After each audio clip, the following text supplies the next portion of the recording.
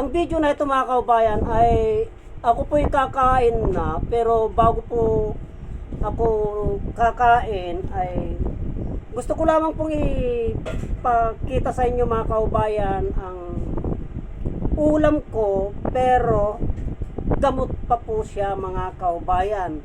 Ang ginagamot po ng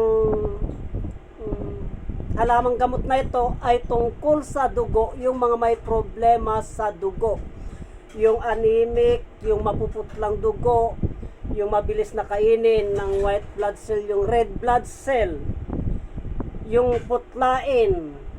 Yan po ang tinatarget ng halamang gamot na ito mga kaubayan.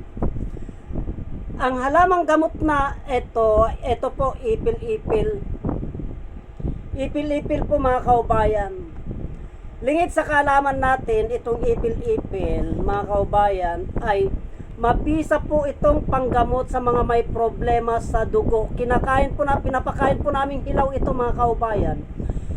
At ito po ay inuulam, pinapaulam po namin itong ipil-ipil na ito. Ganito lamang po ang proseso ng paggamot dyan. Pag ikaw po may problema sa dugo, yan po mga kaubayan, ginaganyan po, sinasawsaw po lamang na ganyan yan. Kinakain na po yan. Halamang gamot po ito, hindi po ito nakakalason mga kaubayan. Kasi madalas po kaming mag-ulam nito.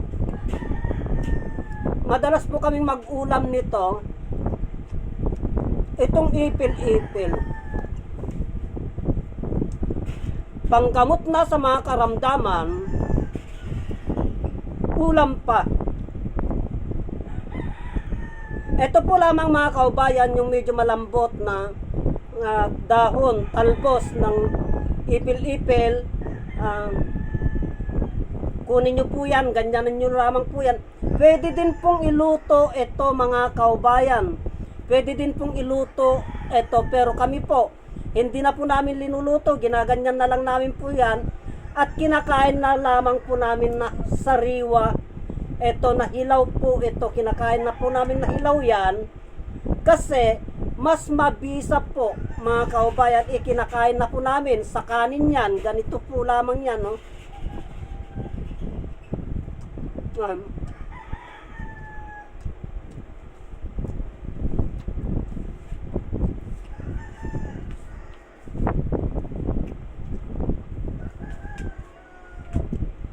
Gamot po sa may problema sa mga dugo.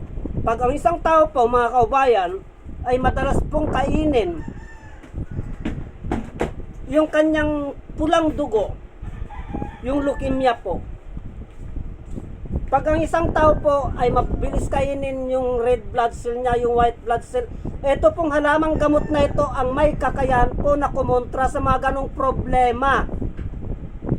Itong halamang gamot lamang po na ito mga kaubayan, matagal na po namin ginagamit itong halamang gamot na ito bilang panglunas sa mga taong may problema sa dugo, yung maruruming dugo, yung mga putlain na dugo, ay ito po lamang ang ginagamit namin mga kaubayan. Kinukuha po namin na ganyan yan, at ito po ay inuulam na namin, ikinakain po namin sa kanin. Sinasawsaw ko lamang po yan sa sibuyas na may asin o toyo. Nasasay nyo po kung saan nyo po isasawsaw yan.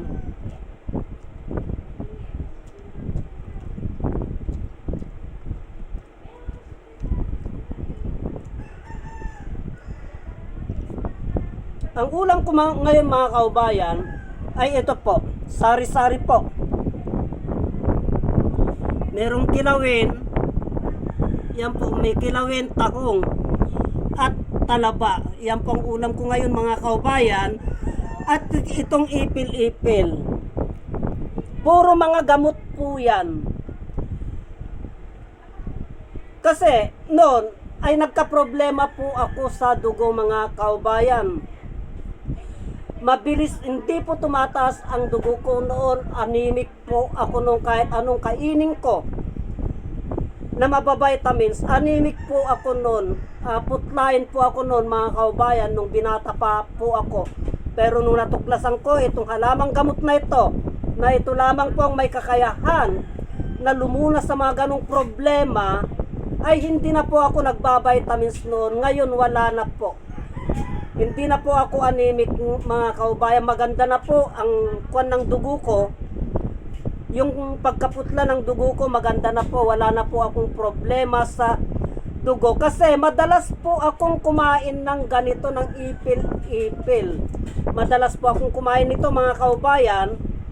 At hindi lang po ako, pati pamilya ko po kumakain din po. Ito, kahit anak ko po kumakain po ito.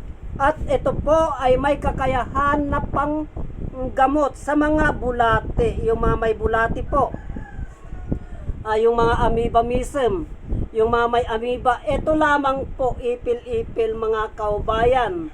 Wala pong masama yan kung subukan ninyo, kasi halamang gamot po yan at hindi po nakakalason.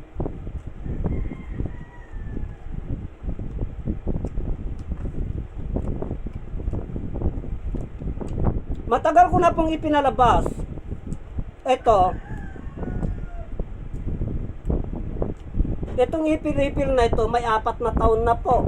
Inulit ko, pangatlong taon, inulit ko, pangalawang taon, at inulit ko, itong taon na naman na ito, at ngayon na naman, kasi marami pa rin pong hindi nasusundan, marami pa rin po yung hindi nila lubusang naunawaan kung paano gamitin itong ipil-ipil na panglunas, panggamot sa mga karamdaman, mga kaubayan. Mabisa po ito, at ito po ay inuulam, kinakain po yung bunga. Wala pa po kasing bunga ngayon kung may bunga po,